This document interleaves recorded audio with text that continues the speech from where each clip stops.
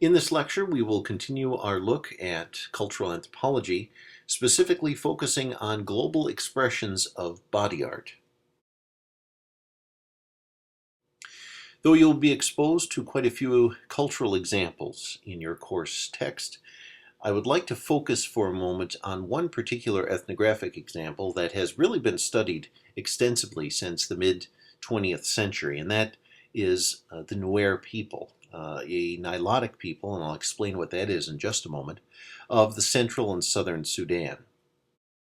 The Nuer are a very good ethnographic example for a variety of reasons, especially those associated with this cultural branch of anthropology. However, today we are going to focus on the Nuer in relation to body art.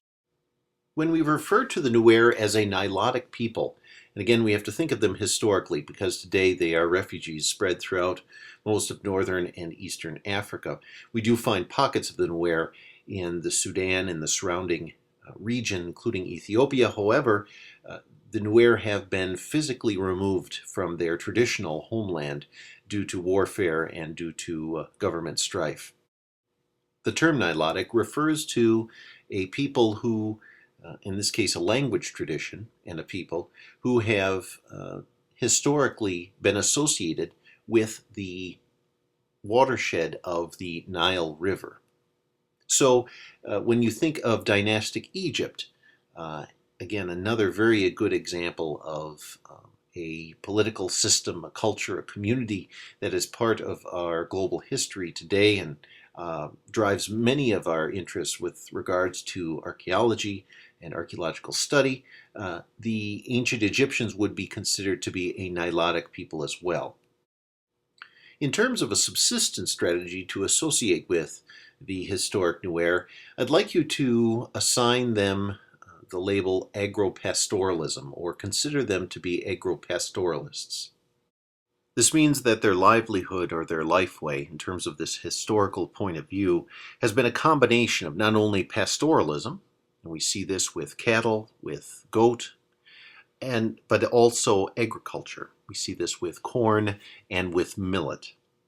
So let's take a moment to flush out this term, looking at the combination of concepts. In this case, let's start out with agriculture. So agriculture in this case is going to be a system of plant cultivation, or it'll be a plant cultivation economy characterized by continuous and very intensive use of land and of labor.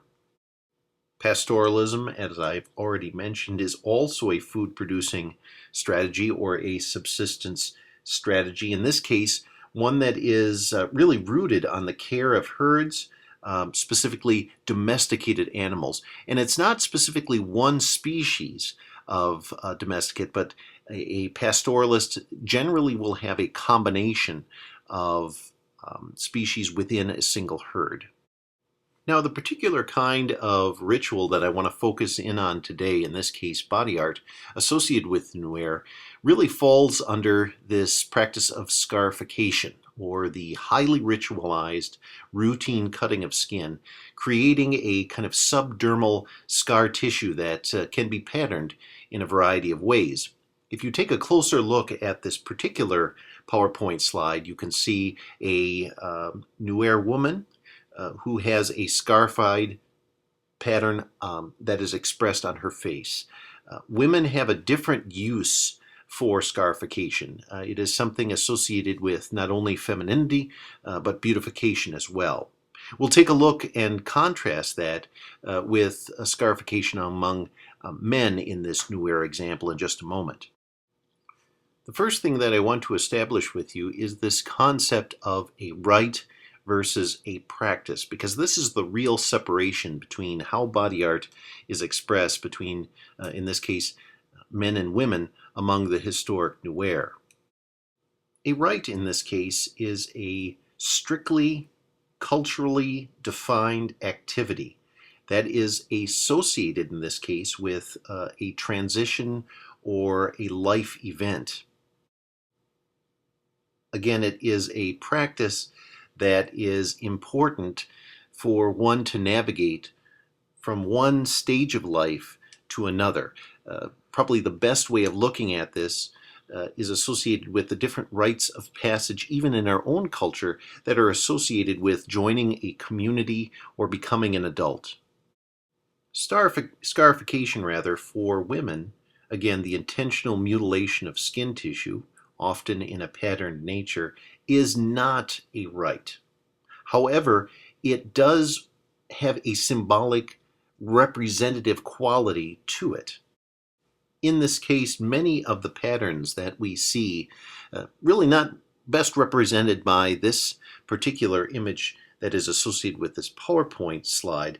However, some of the images associated with the torso of women really represents their bond to not only cattle, but also to a system of wealth among the Nuer. And again, if you are to read more closely in your course text, the information regarding the Nuer, what you will find is that cattle, or the herd itself, at least that aspect of the herd that is comprised of cattle, really is the foundation for their traditional or historic economy. And as I had mentioned rather a little bit earlier, it is also associated with beautification and femininity. Now this makes it more of a practice than a ritual. It's not something that is required to navigate from one stage of life to another or transition from one aspect of livelihood or lifestyle to another. However, for men it is.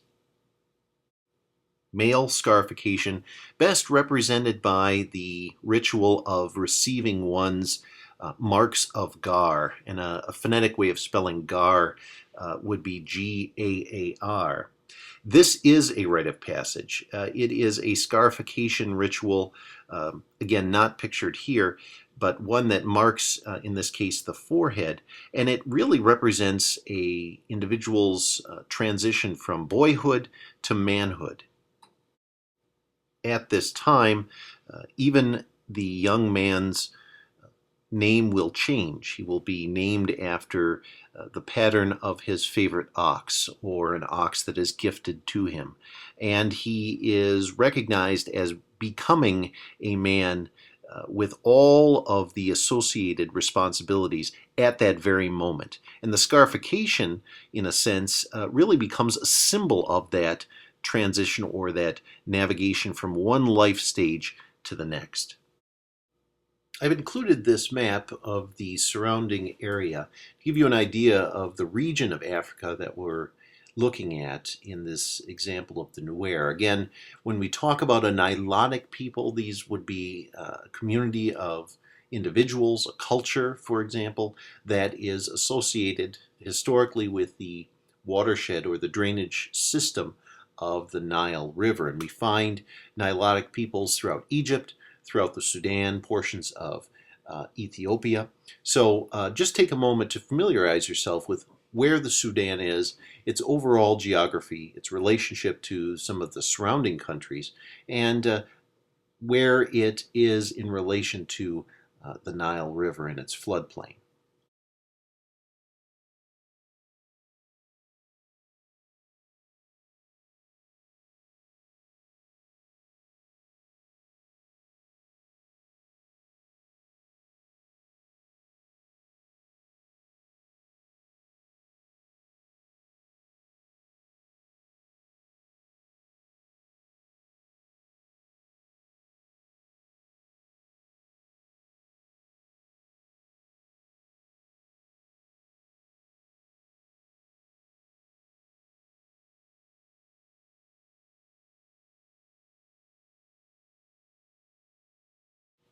Now let's take a look at, in this case, body art as it relates to what our experiences have been on a sociological and a cultural level. What you will find when you step back and really look at this particular expression of art in our own society, in our own culture today, and the recent historical past, you'll find that it is less of a rite of passage or a cultural rite and more of a preferred individual practice associated with fads and sentiments. As you begin to peer deeper into the sentimentality behind the practice of body art, in this case, a very common practice of body art in our own society today in the West is tattooing. One finds that it can also take on a expression of resistance, breaking social norms, pushing social norms to their breaking point. Beyond this, it can also be utilized to symbolize one's membership within a community, to represent a time of life that was shared with others. One very common expression of this is military service. From an anthropological point of view, though, when we think about representations having to do with body art, generally things like tattooing, piercing, scarification, these are all recognized and should be classified as symbolic behaviors.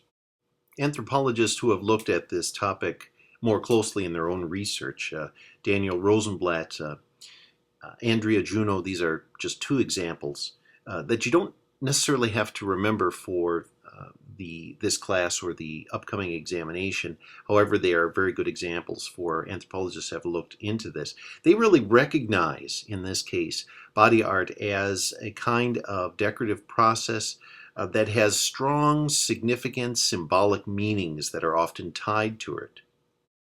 Rosenblatt and others have added an additional level of meaning to body art in this case, that it also represents a kind of global reflection on what it means to be human and how we are inseparable from our past.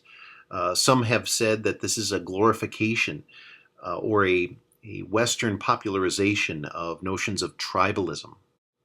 I don't believe, however, that we should tie it to a human universal or a historical universal in the human experience. However, I do believe that our understanding of what the body is, how we perceive it, and how we imagine it and reimagine it, that is very important to give us a deeper understanding of human psychology over its very long history. Here's another historical, or in this case prehistoric, example for you to think about as you ponder this notion of body art as a practice and as a ritual. This particular image is associated with the archaeology of the southwestern coast of what is today modern Greenland. The Kilikutsuk site is extremely important with regards to not only preservation but ancient human ritual. In 1972, 8 bodies were recovered from this site, all dating to the end of the 15th century. What archaeologists eventually were associated with was the content of 2 graves, and these 2 particular mass graves are important to us as we look at body art and ritual. Aging in this case was done by looking at dental implements, in this case dental eruption, dental development, and dental wear. What archaeologists eventually found is that they had 3 women in their late 20s associated with 3 women in their late 50s. And again, the women in their 50s are the individuals who demonstrated evidence of facial tattooing. There was 1 infant and then 1 young boy, approximately 4 years of age. As I had mentioned, only the women in their 50s presented archaeologists with evidence of facial tattoos. Many have, again, postulated what these particular markings could be. However, most archaeologists, anthropologists looking at the Kilikutsuk material recognize them as possible marks for descent and group affiliation. 2 of the women in this case shared identical tattoos, so this really brings that notion of descent into the conversation. And then DNA and congenital growth and development evidences have also informed archaeologists that the 2 that shared these particular facial tattoos may have been related by birth. In this case, they may have been sisters. So again, what we're seeing here in this archaeological example from the late 15th century in Greenland is that tattooing really played more of a role in terms of identifying who an individual was and their group affiliation than individual interest, sentiment, or any sort of temporary fad. We also recognize that these particular kinds of markings were associated in this archaeological example with women, but men could have expressed this as well, but that they were women of a similar age group. And that's another thing that we really need to keep in mind as we take a close look at this example in relation to this topic.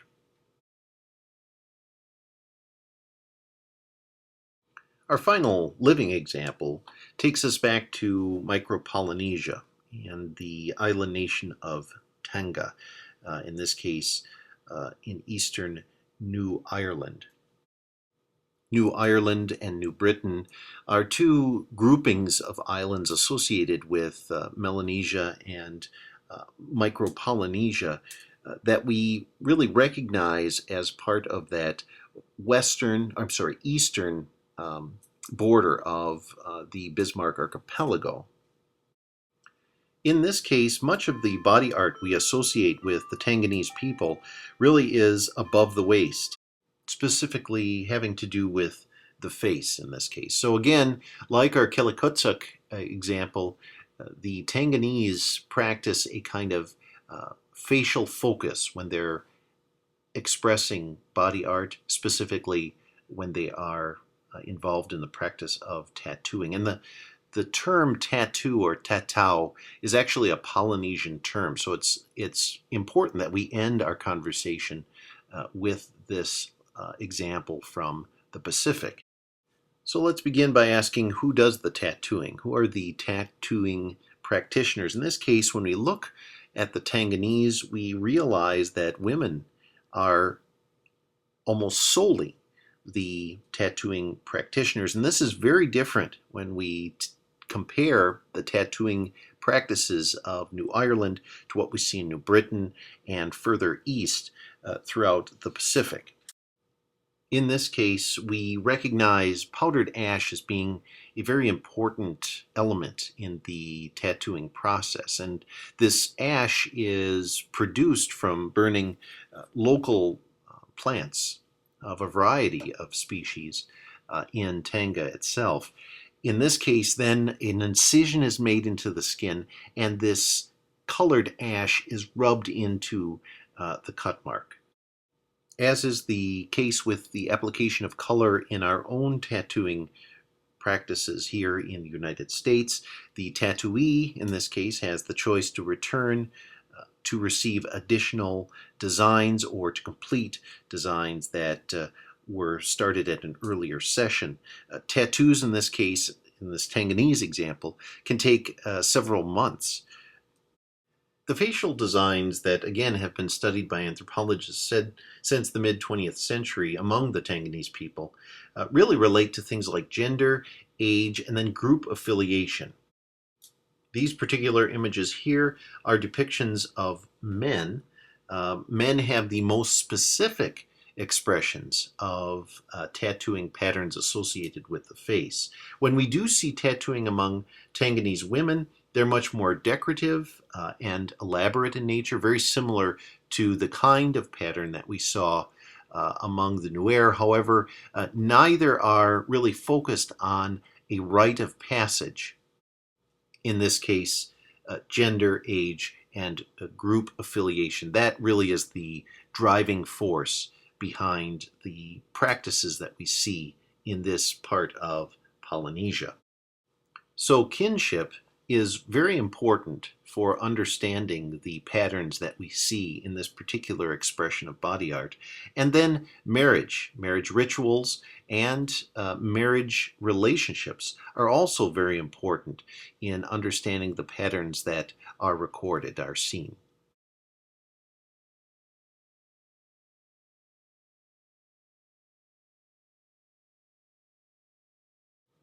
In conclusion, then, let me just emphasize a few key concepts in relation to this notion of group affiliation and body art. So the Tanganese people, the people of modern Tonga and historic Tonga, have in their modern expression and in their historic or traditional expressions have adhered to a system of descent which kind of governs all life, in this case that Polynesian clan that we were talking about in our last lecture. And then when we look at more closely their symbolic expressions, including body art, we realize that this really reflects an individual's or a art carrier's association to this larger historical or traditional system. Then within that very complex historical and traditional system, we can then see some nuances of individual affiliation according to the various styles that the art expresses. So in this case rather, and here's a couple additional terms for you to keep in your notes, we recognize variations in body art style associated with consanguineal relationships and affinal relationships. So consanguineal relationships, according to modern anthropologists, are those relationships that are determined by blood. So these are blood relatives. So blood relatives will express a similar kind of facial art. Within this tradition, we see even greater similarities among males who are consanguineal in relation to one another. So, or another way of putting it, male cognates or cognates in general. Cognates are male consanguinean relatives. And then, as I said just a moment ago, the other pattern that we see are among people who are related through marriage ties or affinal ties. So these kinship understandings, these group affiliations, these traditions all unlock the patterns that anthropologists have, cultural anthropologists in this case, have historically witnessed among these Tonganese people, or this specific Micro-Polynesian example.